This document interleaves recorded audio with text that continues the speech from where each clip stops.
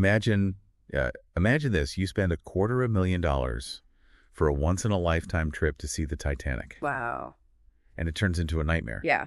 Well, today we're going to use Into the Abyss, the tragic tale of the Titan Submersible Disaster, to kind of go beyond just what happened. Right. We really want to unpack the how and the why this thirst for adventure turned deadly. Yeah. So think about this. You're drawn to explore this, most famous shipwreck in history. Right.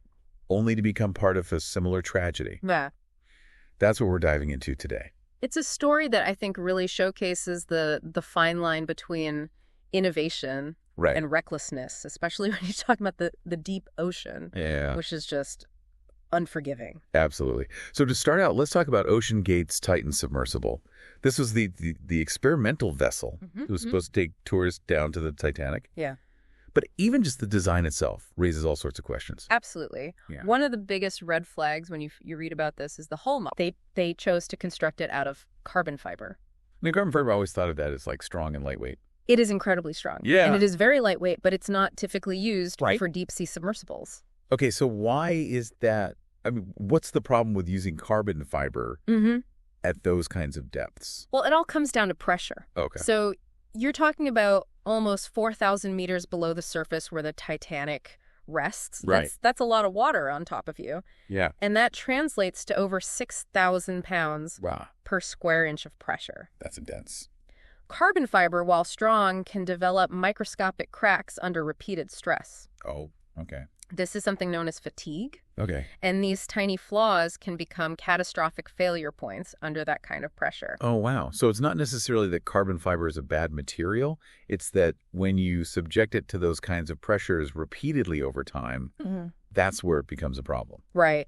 And one of the things that reading through the report that really stood out was it seemed like OceanGate wasn't really that concerned with traditional safety procedures. Yeah, that's what makes this whole story, I think, even more tragic, is that there seems to have been this disregard for safety. Yeah, and the report actually quotes the OceanGate CEO, Stockton Rush, as saying, "Safety is pure waste." Wow. That statement, combined with their decision to bypass the typical industry certification process, I think speaks volumes about their approach to this whole project. So it seems like they were prioritizing speed and innovation over proven safety measures. It would appear that way. Yeah. Yeah. They seem to fancy themselves as disruptors in the industry. Right. And that disregard for established protocols, I think, was a major contributing factor to this disaster. Yeah. It's interesting, too, because this whole situation feels eerily similar to the Titanic itself. You have this groundbreaking technology, this sense of invincibility, and then bam, this catastrophic failure. The parallels are definitely there. Both disasters stem from overconfidence in technology and this willingness to overlook potential dangers. The Titanic was deemed unsinkable, and the Titan was supposed to be this pinnacle of innovation. Both ended up as tragedies. Yeah, and one of the things that I think is important to highlight from the source is that this goes beyond just the technical failures. This is about people. This is about a group of adventurers, entrepreneurs, a Titanic expert, and even a 19-year-old student. Yeah. It really brings home the human cost of this disaster. These are individuals with their own hopes and dreams. Yeah. The report highlights the story of Shahzada Dawood and his son, Suleiman, a Pakistani billionaire, and his son, who shared this passion for exploration. Right. And it's just this detail. It really brings home the magnitude of this tragedy. Yeah. So you mentioned earlier that the whole design was a major concern. Right. Can you talk a little bit more about how this implosion likely happened? So imagine a soda can just being crushed instantly. Oh, yeah. That's the kind of force we're talking about. Those microscopic cracks that we talked about, they would have formed in the carbon fiber hull over time from these repeated dives. Right. The pressure at that depth is just relentless, and eventually the hull simply couldn't withstand it. So this wasn't like a slow leak or a gradual failure. No. Based on the evidence, the implosion would have been instantaneous. Wow. Killing everyone on board instantly. Wow. It's a grim thought, but it's important to understand the sheer power of the ocean and the importance of respecting its limits. It really makes you think about the balance between pushing the boundaries and ensuring safety. Yeah. I mean, one of the things that I read in here that I couldn't get over was they were using an Xbox controller for navigation. Oh, yeah. I find that baffling. That's another detail that just sort of highlights their unconventional approach to this whole thing. Right. I mean, using a gaming controller for such a critical system might seem innovative on the surface, but in a high-stakes environment like deep-sea exploration, it raises serious concerns about reliability and redundancy. It almost feels like a casual approach to an incredibly dangerous situation. Exactly. And that brings us to one of the, I think, key takeaways from this whole tragedy. Yeah. And that's the need for stricter regulation in the deep-sea tourism industry. Yeah. I mean, so we have this experimental, sub-questionable design choices, clear disregard for standard safety, and then on top of that, a lack of oversight. I mean, it's kind of a recipe for disaster, isn't it? Yeah, it really does raise questions about how this was allowed to happen. The state of deep-sea tourism right now is sort of in this gray area. There aren't the same strict regulations you would find in, aviation or even commercial shipping. Yeah, with the inherent dangers of operating at those depths, that there would be much more stringent guidelines in place. You'd think so, right? Yeah. But it's a relatively new industry, and there's been a lot of debate about how to balance innovation with safety. Right. Unfortunately, the Titan disaster really demonstrates what can happen when you have lax oversight. One of the things that the source makes a point of is comparing the lack of lifeboats on the Titanic to the lack of proper safety protocols with the Titan. Is that a fair comparison, do you think? I think it highlights a crucial point. Okay. In both cases, there was this sense of invincibility, this belief that tragedy couldn't strike. Right. The Titanic was considered unsinkable. Right. And OceanGate seemed to believe that their innovative design could overcome any obstacle. The ocean doesn't really care about human hubris, though. Right. It demands respect. And this lack of respect for the power of nature, it seems like that's a theme that we see over and over in these sorts of tragedies. Yeah, we push the boundaries. Yeah. We seek to conquer and explore, but sometimes we forget that nature always has the upper hand. It's a humbling lesson that we seem to have to relearn time and again. So what do we do?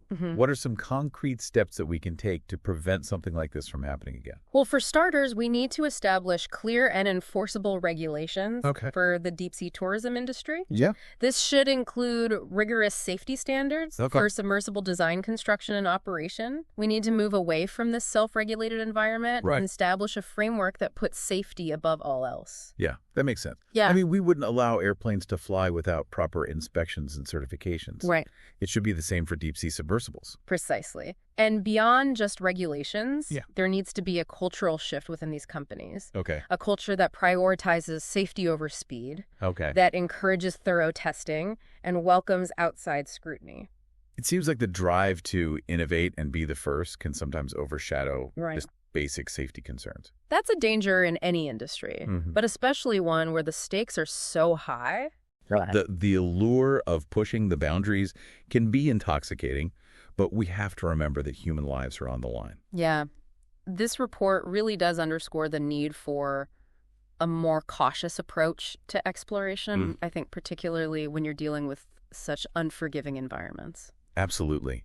It's a tragic reminder that while the spirit of adventure is a powerful force, it needs to be tempered with a healthy dose of caution and a deep respect for the power of nature.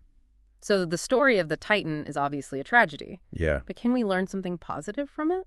I think the most important lesson is that innovation should never come at the cost of human life. Okay. The drive to explore and discover is an essential part of what makes us human. Right. But we must always prioritize safety and take a measured approach to risk. The Titan disaster really does serve as a stark warning that cutting corners and ignoring established protocols can have devastating consequences. It can. Hopefully it'll lead to a more responsible approach to deep-sea exploration in the future. One that balances the desire for discovery with a deep respect for the power of the ocean and the value of human life. It's a reminder that the pursuit of knowledge should never outweigh the safety of those involved. Exactly. And on that note, I think it's important to shift our focus from the tragedy itself to what we can learn from it. What does responsible innovation look like, especially when we're talking about exploring the unknown depths of our planet? Yeah, that's a big question, isn't it? It is. How do you balance that thirst for discovery with the responsibility to protect human life? Right. It's tough. Yeah, it's a real tightrope walk. There's no easy answer. Right. But I think the Titan story does give us some valuable insights. Yeah. We need to move away from this move fast and break things mentality that we see sometimes with these newer emerging industries. It's almost like we get so caught up in the excitement of the new and the innovative that we kind of forget about the risks. Exactly. And in an environment like the deep ocean that's unforgiving, those risks can be fatal. Yeah. So we need to foster this culture of rigorous testing, transparency, and accountability. Yeah. A culture that values safety as much as innovation. Yeah, it's interesting because this whole story really highlights the importance of learning from past mistakes. I mean, the Titanic was a wake-up call about maritime safety. Right. And you would think we would have learned from that. You would hope so, right? Yeah. But human history is full of examples where we repeat the same mistakes, sometimes with even more tragic consequences. And it seems like the drive to push the boundaries of what humans can do. Yeah. It's almost like it's hardwired into us. It is. It's what's led us to explore every corner of our planet and beyond. It's a powerful force for progress, but it needs to be tempered with wisdom and humility. We need to remember that we're not invincible. We're fallible. And the natural world operates according to laws that we can't just ignore or override. So where do we go from here? I mean, what are some practical steps that we can take to make deep-sea exploration safer? Well, I think, as we've discussed, stricter regulations are essential. Okay. But it's not just about having rules written down somewhere. It's about enforcing those rules and creating a culture where safety is really the top priority. And maybe it's about rethinking our approach to innovation. I mean, maybe disruptive doesn't always have to mean throwing out the rule book. Yeah, I think that's a really important point. Innovation can be about making those small improvements, refining existing technology, making it safer, more reliable. It doesn't always have to be about these radical departures from what we know. This has been a sobering conversation. It has. I mean, this deep dive into the Titan disaster. Yeah. It's a reminder that even with all of our technological advancement, we're still vulnerable to the forces of nature. Absolutely. And that our ambition, while a powerful driving force, needs to be guided by caution, respect, and a deep understanding of the risks involved. Yeah, it's a lot to think about. To our listeners, we hope this deep dive has given you a new perspective on the Titan disaster and the importance of responsible innovation, especially when exploring the unknown. Let's all remember the lessons learned from this tragedy and work towards a future where the pursuit of knowledge and adventure doesn't come at the cost of human life. Well said. Thanks for joining us on this exploration into the depths of both the ocean and the human psyche.